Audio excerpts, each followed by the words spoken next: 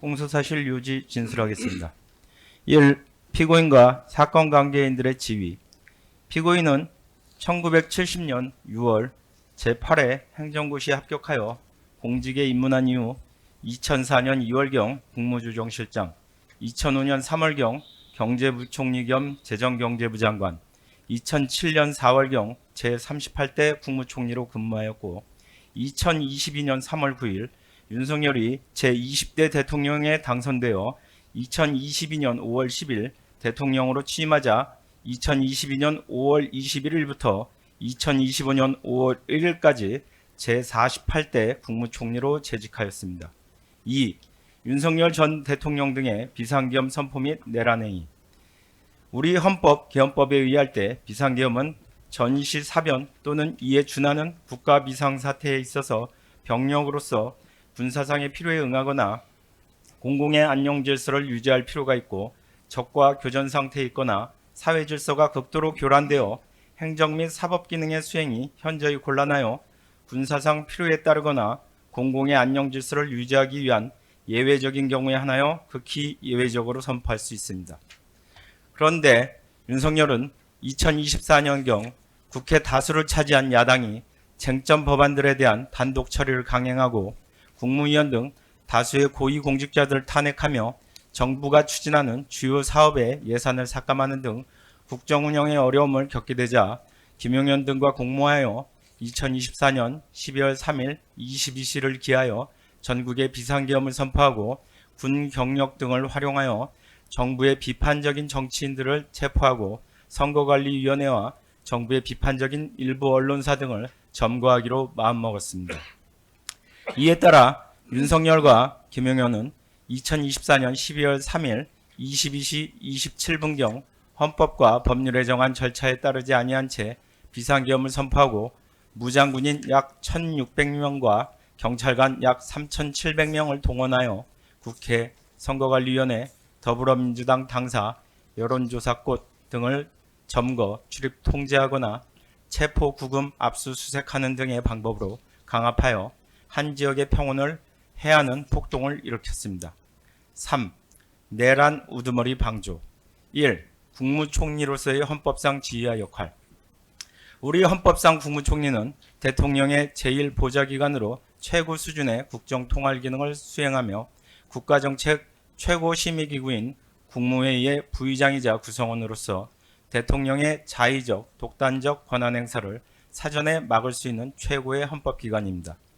국무총리는 국무회의 부의장으로서 정부 중요 정책을 심의할 권한, 대통령의 모든 국정행위 문서에 부서할 수 있는 권한을 통해 대통령의 자의적인 권한 행사를 통제하며 이러한 권한을 행사하는 헌법기관이라는 점을 고려하여 우리 헌법은 그 임명 시 국회의 동의를 받도록 함으로써 민주적 정당성을 부여하고 정부조직법에 따라 국무조정실을 설치하여 국무총리의 업무를 보좌하도록 하는 등 그 권한 행사가 원활히 이루어지도록 하고 있습니다.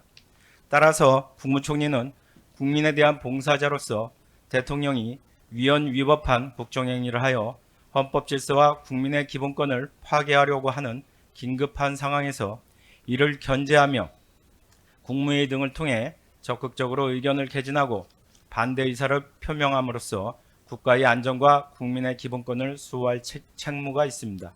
2. 피고인의 공직 경력에 기반한 상황인식. 피고인은 1970년 6월경 공직생활을 시작하여 몇 차례 비상계엄 사태를 경험하면서 권력자가 입법, 사법, 행정을 모두 장악하고 반대 세력을 탄압하기 위한 수단으로 비상계엄을 선포하는 경우 자유민주주의 헌법 질서와 국민의 기본권이 장기간 침해되는 결과가 발생한다는 사실을 알고 있었습니다. 이러한 피고인의 인식은 2024년 9월 3일 국회 예산결산특별위원회에서의 발언에서도 잘 드러납니다. 피고인은 당시 상황이 비상계엄 선포 요건을 전혀 충족하지 않으며 헌법상 국회가 비상계엄의 해제를 요구하는 경우 즉시 해제하여야 하므로 여소야대 상황에서 비상계엄을 선포하는 경우 국회 기능을 정지하기 위한 조치가 필연적으로 수반되는 등 비상계엄 선포로 헌정 질서가 파괴되고 국민의 기본권이 침해된다는 사정을 잘 알고 있었습니다. 구체적 범죄 사실 말씀드리겠습니다. 가 위헌 위법적인 비상계엄 선포에 대한 인식과 내란 방조 결입니다. 피고인은 2024년 12월 3일 20시경 윤석열 대통령으로부터 대통령실로 빨리 들어와라, 아무에게도 말하지 말고 오라는 연락을 받고 대통령 부속실장 강익과 텔레그램으로 연락하며 대통령실로 이동하였습니다. 피고인은 대통령실에서 먼저 와 있던 김용호 장관에게 대통령께서 비상계엄을 선포하려는 것 같다라고 말하고 20시 45분경 대통령 집무실 안으로 들어갔습니다. 대통령 집무실 안에는 김용현 장관, 이상민 장관 등이 있었습니다. 윤석열 대통령은 대통령 집무실에서 피고인 등 당시 대통령실에 있던 피고인 이상민 장관 등에게 오늘 밤 22시에 비상계엄을 선포해야겠다. KBS 생방송이 준비되어 있다. 돌이킬 수 없다. 라고 말하며 비상계엄 선포 계획을 알린 후 피고인에게 비상계엄 선포 담화문, 계엄사령부 포고령, 특별 지시사항이 기재된 문건을 건네주었고 윤석열 대통령이 이상민 장관에게 언론사 등에 대한 단전단수 조치를 지시한 사실도 알게 되었습니다. 피고인은 이를 통해 위헌적이고 위법한 12.3 비상계엄 선포 계획의 전모를 인지하였고 윤석열 대통령이 비상계엄 선포 시 우리 헌법상 반드시 사전에 거쳐야 하는 국무회의 심의를 생략하려고 한다는 사실도 알게 되었습니다. 비상계엄의 절차적 정당성 부여를 위한 국무회의 외관 작출을 통한 내란 방조행위 부분입니다. 이러한 사실을 인지하게 된 피고인은 국무회의 심의를 거치지 않고 비상계엄이 선포될 경우 향후 절차상의 문제로 비상계엄을 유지하는 데 장애가 초래될 것을 우려하여 윤석열 대통령에게 비상계엄을 하려면 국무회의를 열어 정족수를 맞춰야 한다라고 말하면서 국무회의 심의라는 절차적 외관을 갖출 것을 제안하였습니다. 국무회의 의사 정족수는 11명인데 당시 대통령실에는 피고인 등 김용현 장관, 윤석열 대통령, 이상민 장관 등 7명의 국무회의 구성원이 있는 상태로 4명의 국무위원이 추가로 필요한 상황이었습니다. 이에 따라 피고인은 추가로 국무위원들을 부르자고 건의하고 윤석열 대통령은 대통령 부속실 직원을 통해 추가로 국무위원을 부르라고 지시합니다. 그 과정에서 피고인은 김용현 장관과 국무위원 소집 상황을 점검하며 의사 정족수를 채우려고 하였습니다. 특히 김용현 장관은 의사 정족수에 4명이 부족한 상황에서는 피고인에게 손가락으로 숫자 4를 표시하고 의사 정족수에 1명이 부족한 상황에서는 손가락으로 숫자 1을 표시하며 피고인과 긴밀히 논의하였습니다. 또한 윤석열 대통령이 비상계엄을 선포하기로 한 22시가 가까워 오고 있음에도 의사 정족수가 충족되지 않자 송미령 장관에게 직접 전화를 걸어 어디쯤이세요? 빨리 오세요. 더 빨리 오시면 안 되나요? 라고 말하며 출석을 독촉하기도 하였습니다.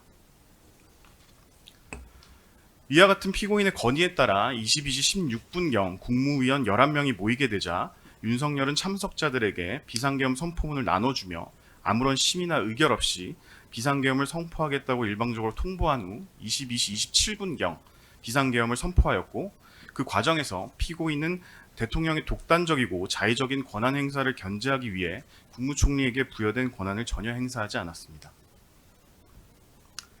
비상계엄 선포 이후 피고인은 윤석열 대통령으로부터 내가 당분간 가야 하는 행사를 총리님이 대신 해주셔야겠습니다라는 지시를 받고 이에 수긍하고 참석한 국무위원들을 상대로 대통령실에서 같이 모여서 참석하였다는 의미로 서명을 할 수 있는 거 아니냐라고 말하며 부서하도록 설득하는 등 국무회의 심의라는 외관을 갖추어 주도록 함으로써 내란 행위를 방조하였습니다.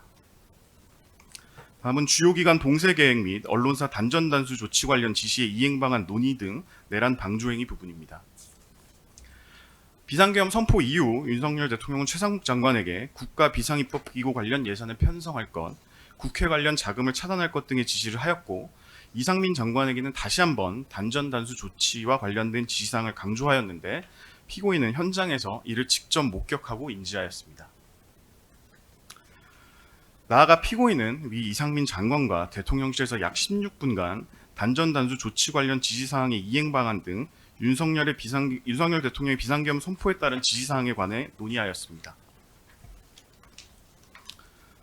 피고인과 위와 같은 논의를 거친 이상민 장관은 소방청장 허석권에게 전화하여 24시경 경찰청으로부터 요청이 오면 해당 언론사에 대한 단전단수 조치를 취하라고 말하는 등 경찰청장과 소방청장에게 전화하여 관련 조치를 지시하고 점검하였습니다. 다음은 비상계엄 선포 후 절차적 요건 구비 시도 등 내란 방조행위 부분입니다. 2024년 12월 3일 23시 05분경 대통령실에서 나온 피고인은 정부 서울청사로 이동하면서 당시 여당 대표인 추경호 대표에게 전화하여 추 대표 걱정하지 말라라고 말하였고, 그리고 2024년 12월 4일 01시경 정부 서울청사로 이동해서 정부 서울청사에 있는 국무조정실 직원에게 비상계엄 선포가 국회에 통과가 되었냐 등을 물으며 후속 조치와 관련한 절차적 요건을 보완하려고 하기도 하였습니다. 다음은 계엄 해제 국무회의 심의 지연 등을 통한 내란 방조행입니다. 한편 2024년 12월 4일 01시 2분경 국회에서 계엄 해제 요구 결의안이 가결되었습니다. 그럼에도 윤석열 대통령은 군대와 경찰을 동원하여 국회를 봉쇄하고 비상계엄을 계속 유지할 수도 있다는 생각에 국무조정실장 방기선으로부터 해제 국무회의를 해야 하는 것 아니냐, 지금 해결할 수 있는 사람은 총리님 밖에 없다는 건의를 받았습니다. 그럼에도 피고인은 조금 한번 기다려보자 라고 말하면서 위 건의를 묵살하고 비상계엄 해제를 위한 조치를 지원하였습니다. 그리고 피고인은 국회가 비상계엄 해제 요구안을 의결하였으면 국무회의 운영을 담당하고 있는 국무조정실을 통해 지체 없이 국무회의를 소집하였어야 하고, 국무조정실장으로부터 비상계엄 해제를 위한 국무회의 소집을 건의받은 상황에서도 이를 지연시켜 위법한 내란 상태가 지속되도록 하고, 대통령 비서실장 정진석의 연락을 받고서야 해제 국무회의를 위해 대통령실로 이동하였습니다.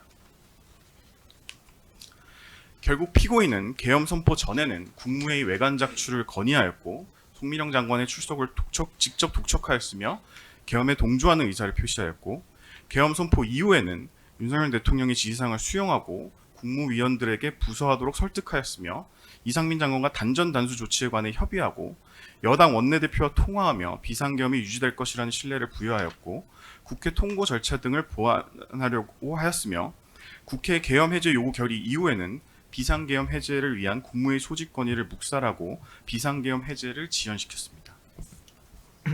이어서 허위공문서 작성, 허위작성 공문서 행사, 대통령 기록물 관리에 관한 법률 위반, 공영서류 손상에 대해 말씀드리겠습니다.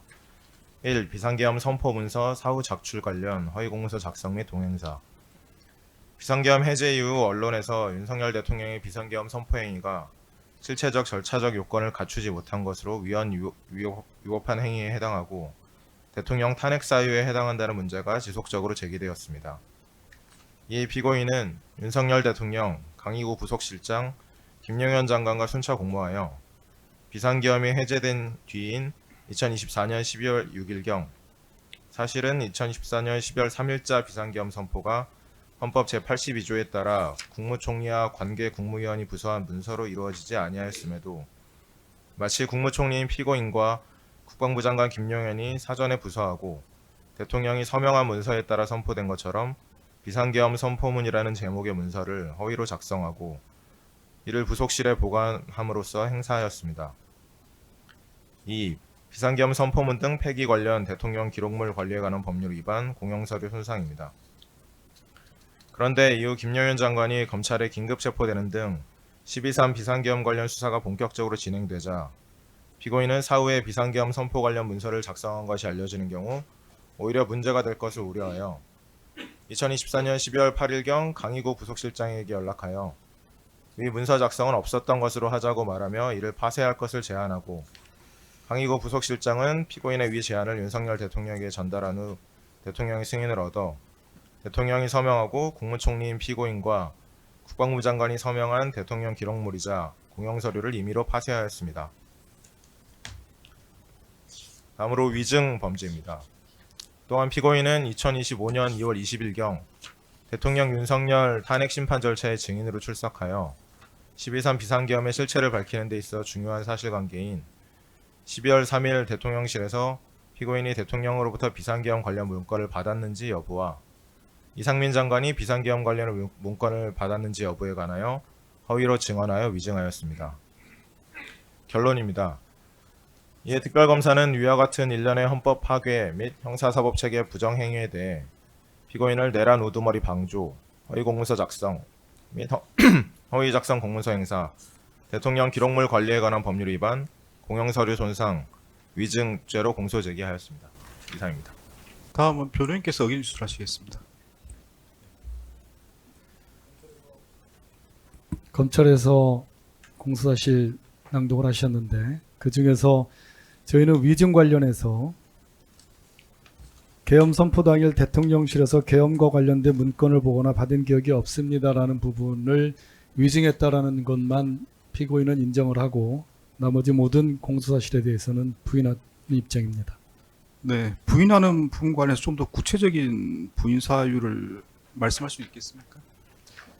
구체적인 것은 저희가 추후에 변호인 의견서를 통해서 말씀을 올리겠습니다만은 이 사건 계엄 선포 전과 계엄 선포 중 그리고 계엄 선포 후에 요건을 갖추기 위한 여러 가지 그 구체적인 사실들을 들어서 검찰에서 내란 우두머리 방조로 기소를 하셨는데 저희는 그러한 구체적인 사정이 없거나 아니면 그 피고인이 그러한 의도가 아니었다라는 것을 구체적으로 좀 반박하며 저희들의 부인하는 의도를 밝히도록 하겠습니다.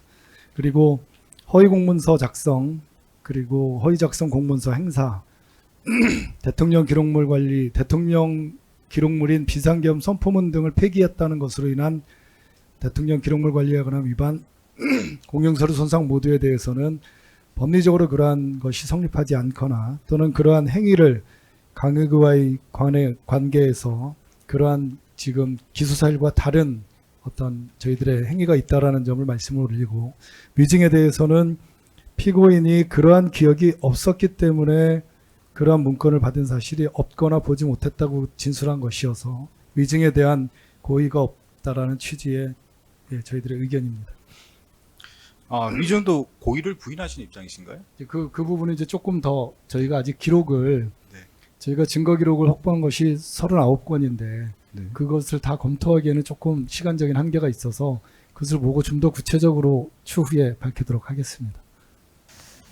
재판장님 한 말씀 올리겠습니다. 네, 말씀하십시오. 지금 변호인 측에서 처음에 얘기할 때는 위증의 일부에 대해서 인정한다, 자백한다는 취지로 말씀하셨다가 다시 고의를 부인한다, 고의가 없다 이런 취지의 말씀을 하셨는데 위증에 대해서 보다 명확히 좀 답변을 해주셨으면 좋겠습니다. 일부를 인정한다는 취지인지 아니면 전체를 부인한다는 취지인지에 대해서 다시 한번 좀 물어봐 주시면 좋겠습니다. 네, 좀 더 정확하게 의견을 표명해 달라는 네, 말씀 위증이라고 해서 기소가 된 부분이 세 가지입니다. 계엄 선포 당일 대통령실에서 계엄과 관련한 문건을 보거나 받은 기억이 없다라는 부분이 첫 번째고 저는 특별한 문건을 받은 사실이 없습니다라는 것이 두 번째 증언이고 문건 주는 것을 보지 못했습니다라는 것이 세 번째입니다. 세 가지 사실 중에서 첫 번째 그 문건을 보거나 받은 기억이 없다라는 부분에 대해서는 인정한다는 취지이고요. 두 번째, 세 번째에 대해서는 피고인이 그 부분에 대해서 기억을 정확히 할 수 없다라는 것이 저희들의 변소의 요지입니다.